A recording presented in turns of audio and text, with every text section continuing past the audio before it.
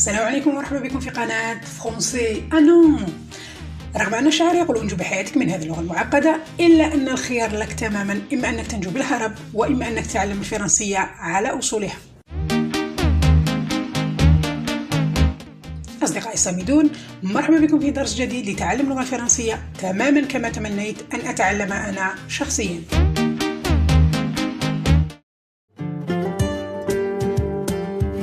سلام، مرحبا بكم في الدرس الثاني لتعلم اللغة الفرنسية. الحلقة راح تكون تكملة الدرس الأول لختم باب مشاكل النطق والقراءة. المعروف في تعلم اللغات واللي من بينها اللغة الفرنسية بأنه إذا تخلصت من مشكل النطق في البداية راح تكون تخلصت من مشكل كبير، لأن الباقي يعني دروس متعلقة بالفهم والكتابة راح تسهل عليك المهمة خلالها، لأنك قدرت تتحكم بلسانك. اليوم راح نشوف الأصوات المركبة وأشياء أخرى، لكن قبل أن نبدأ في هذا يخيل لي باللي كاين ناس خلف الشاشات قاعدة تقول أنت يا بتاعت مدارس ربما عندك مستوى معين في اللغة الفرنسية على بها قادرة تنطقي بسهولة، وإحنا خلف الشاشات قاعدين ننطق أصوات غريبة فعلا رغم المحاولات العديدة.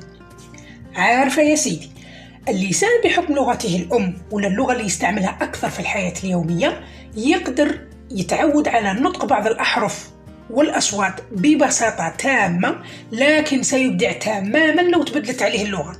نقصد هذيك المرحلة اللي يقول لك انطق لي حرف ما أو كلمة ما، لكنك تنطق شيء مختلف تماما، وانت نفسك راح تكون قادر على ملاحظة الفرق، لكن المشكل وكأنك تعجز في التحكم بلسانك. وحتى الأمر مضحك مرات، لأني نفسي كإنسانة تحب تعلم اللغات كانت عندي فرص وين جربت ننطق لغات معقدة مثل اليابانية والألمانية مع أهلها، ولا داعي باش نقول لكم عن النتيجة لأنها كانت كارثية بكل تواضع، حتى أنني ضحكت على روحي وبزاف.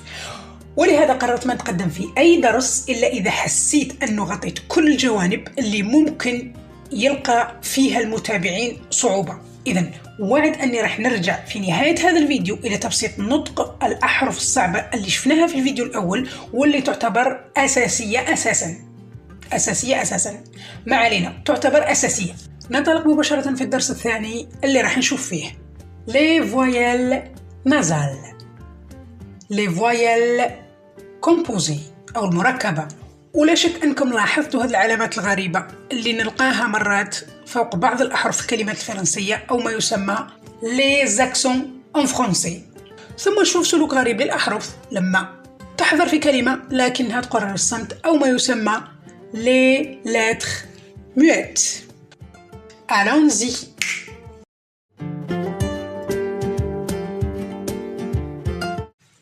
les voyelles nasales. أولا فويل قلنا تعني حرف صوتي، شفناهم في الدرس الأول واللي هما 6.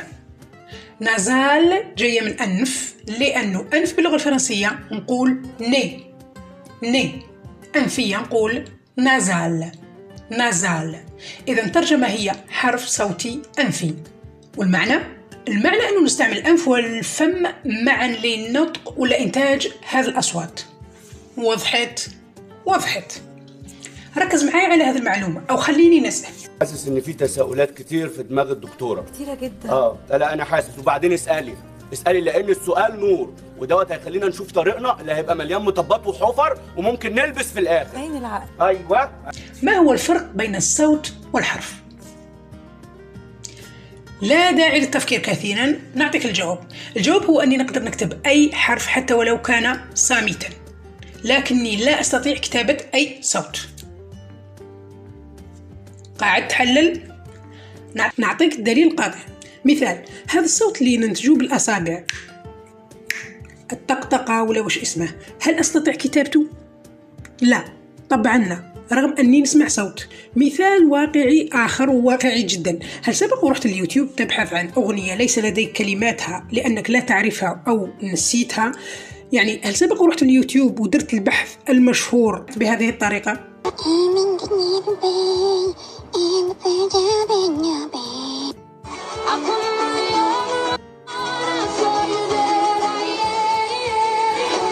على فكرة أعتقد أنا وأنتم يعني الناس اللي سبقوا بحثت في اليوتيوب بهذه الطريقة نعتبر أعداء التكنولوجيا. يعني نضحك. على كل هذا يثبت باللي مرات عديدة نفشل في ترجمة الصوت إلى كلمات، رغم أنه العكس غير صحيح. صحيح أو غير صحيح لا أدري. على كل، رغم أنه العكس ممكن، أي ترجمة الكلمات إلى صوت، يعني القراءة. صح. نزيد معلومة أخرى، الحرف دائما يكون واحد، يعني A B T D إلى آخره. أما الصوت يقدر يجينا من حرف واحد ولا من عدة أحرف. وضحت؟ نرجع للأحرف الصوتية الأنفية، يعني باش نعرفها، هي تجمع حرفين أو أكثر، غالبا يكون حرف أو حرفين صوتيين في الأول، نزيد لهم أم أو أن. والسبب لأنه هذا الحرفين بالضبط، يعني الأم والأن، عندهم خاصية أنهم ينتجوا رنين. الأم لأنك تغلق شفتيك، والأن لأنك تضغط بلسانك على الطبقة العلوية للفم. حاول نطق الأم بالشفتين، صح؟ ولنطق حرف الأن طول النطق أن. لاحظ موضع اللسان، نضغط باللسان على الطبقة العلوية للفم، أن. إذن كان هذا تعريفهم. أما عن الكتابة وطريقة النطق وكيفاش نلقاهم راح نشوفهم واحدا بواحد.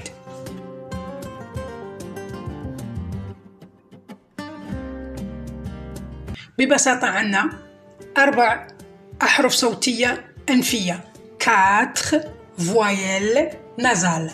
4 voyelles nasales. الصوت الأول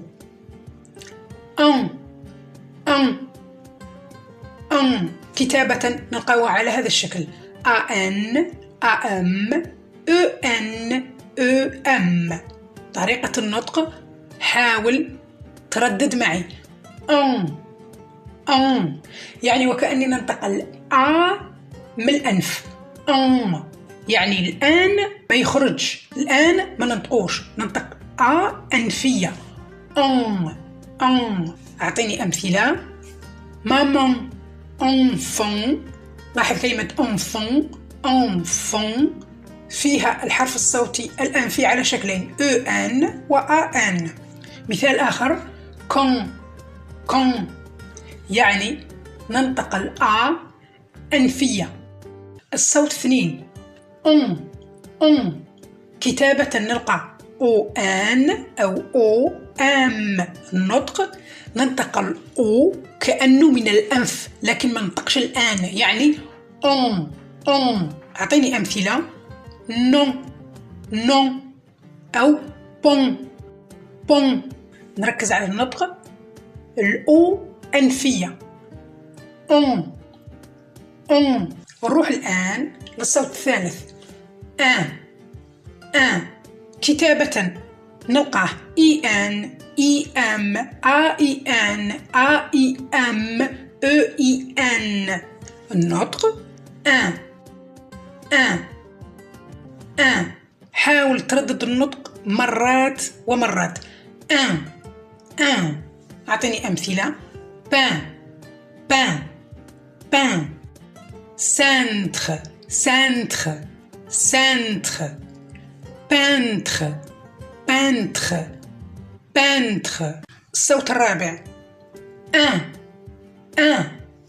كتابة نلقاه UN أو UM. النطق أعطيني أمثلة. لتعني الرقم 1 في حد ذاتها، أو parfum. لاحظ ما نقولش parfum أو parfum، non parfum. نزيد ملاحظة مهمة جدا فيما يخص les voyelles nasales. les voyelles nasales ننطقهم بهذه الطريقة في حالتين، إذا كانوا في آخر الكلمة، أو إذا كان الحرف اللي بعدهم une consonne وليس une voyelle.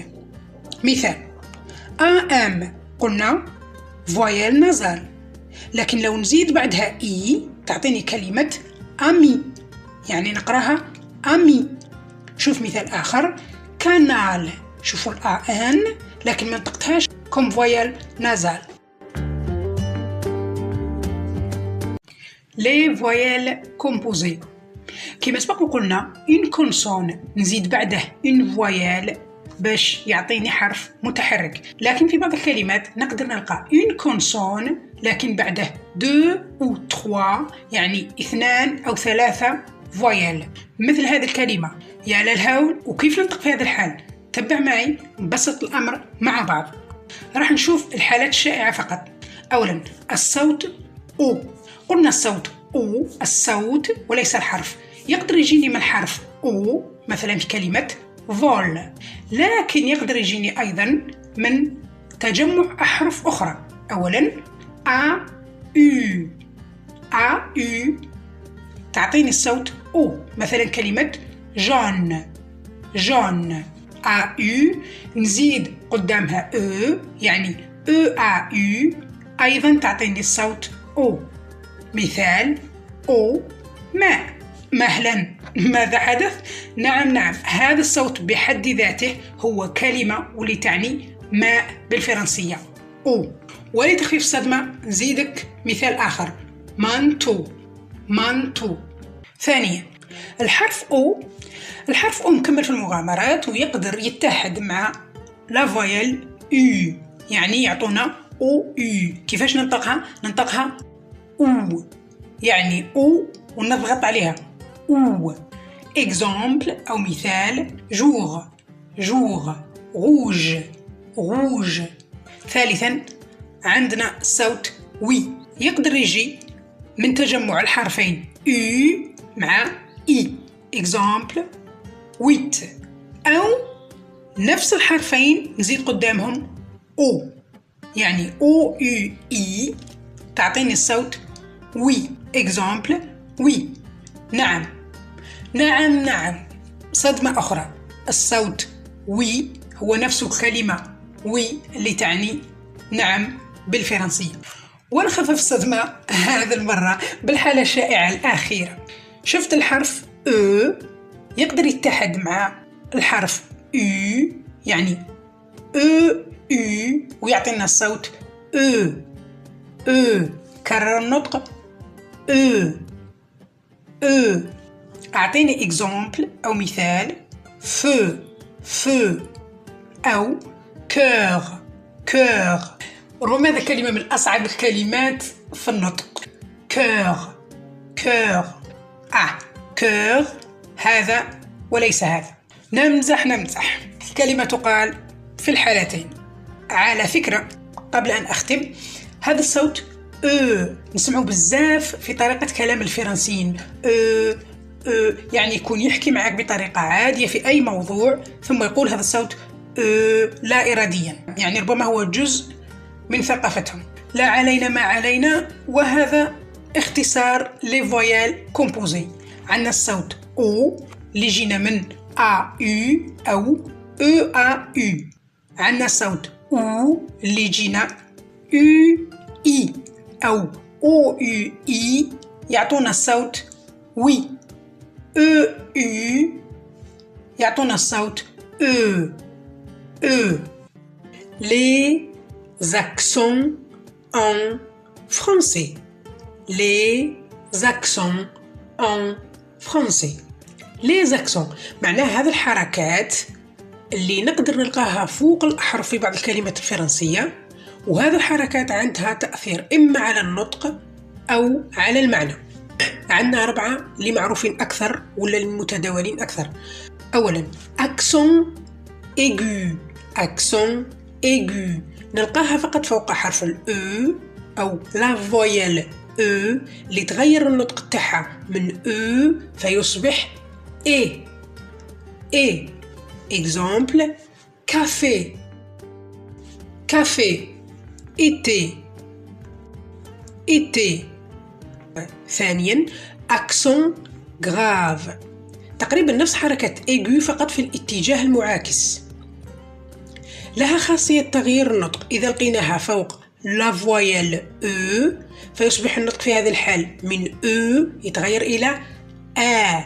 إكزامبل بير بير. هذه أكسون غراف نقدر نلقاها فوق أحرف أخرى مثل الأ لا فويل أ أو لا فويل أو وهنا تغير المعنى وليس النطق. يعني النطق يبقى ثابت لكن المعنى يتغير. شوف إكزامبل لا أو. فيما يخص المعنى نشوفه لاحقا في دروس أخرى. ثالثا أكسون سيركونفلكس. أكسون سيركونفلكس تشبه الشابو، يعني هذه سهلة لأن نلقاها في كلمات معينة فقط. إكزامبل إل، أوبيتال، آج. الرابعة والأخيرة لو تخيما. لو تخيما عبارة عن نقطتين نلقاهم فوق الأحرف في بعض الكلمات أو في كلمات معينة. الأثر هنا يكون على النطق. كيف؟ تعال نبسط. عندنا مثلا كي نجمع أ مع الإي، أي في الفرنسية كي نلقاها في الكلمة الفرنسية نقراها إي. في هذه الكلمة لما نزيد النقطتين أو لو تخيما فوق الإي ما ننطقش نيف، ننطق نايف. نايف يعني تزيد خاصية أنه الحرف ينطق بشكل واضح. إذن باختصار عندنا 4 زاكسون، يعني 4 المعروفين بزاف. أكسون إيغو نلقاها فوق الأو وتغير النطق من الأو إلى إي. أكسون غراف نلقاها فوق الأو وتغير النطق من أو إلى آ. إذا لقيناها فوق أحرف أخرى تغير المعنى وليس النطق. أكسون سيركونفلكس نلقاها في كلمات معينة فقط. لو تخيما هي عبارة عن نقطتين نزيدوها فوق حرف باش ننطقوه بشكل واضح في الكلمة. الأحرف الصامتة les lettres muettes en français. كما هو شائع في لغات أخرى في الفرنسية أيضا عندنا ظاهرة الأحرف الصامتة اللي نلقاها تكتب في الكلمات لكن لا تنطق. قد تكون حرف واحد أو أكثر، وقد تكون في بداية، وسط أو نهاية الكلمة. أولا الأحرف الصامتة في بداية الكلمات les lettres muettes au début des mots. الحالة الأساسية أو غالبا نلقى أش الصامتة. هذا الحرف لازم نخصص له مقطع ولو صغير لفهمه بشكل جيد. لكن باختصار هذا الحرف في الفرنسية إما ينطق إما يكون صامت. Exemple homme homme habiter habiter. الحالة 2 أحرف صامتة في وسط الكلمات les lettres muettes au milieu des mots. Les lettres muettes au milieu des mots. Exemple septième septième. هنا حرف البي هو الحرف الصامت، ما قلتش septième septième septième. Exemple 2 أو مثال 2 compte compte. دوما حرف البي هو الصامت، وهذه الكلمة بالضبط تذكرنا كيفاش ننطق لي فويال نازال اون. compte. مثال ثالث أو example 3 cohérent cohérent. هنا الحرف الصامت هو حرف الآش لكنه فقط في وسط الكلمة.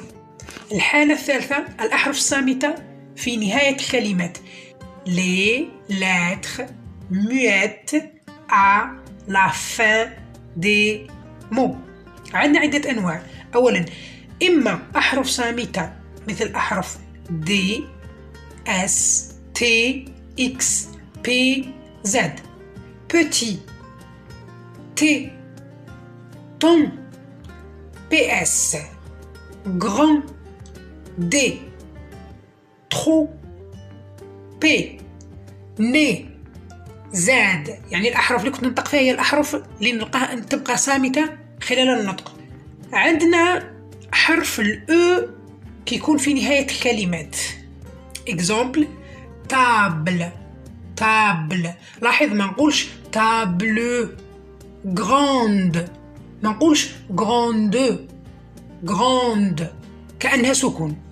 الصنف الثالث هي الأحرف الصامتة اللي نضيفها للكلمات يعني في النهاية لسبب لغوي، يعني لقواعد لغوية، مثلا تصريف الأفعال أو conjugaison conjugaison. Exemple parle. هذا le verbe الفعل parler يتحدث أو يتكلم. كي نصرفوه مع الجمع الغائب نزيدوا له ENT مرتبطة بلا كونجيغيزون، ولهذا ما ننطقوهاش، نقول parle parle، ما نقولش parlons ولا parlante، parle. Exemple 2 أو مثال 2 لقواعد لغوية. في الجمع غالبا في الفرنسية نضيف حرف الآس للدلالة على الجمع، لا ينطق، يبقى حرف صامت. Exemple rose rose، ما نقولش roses.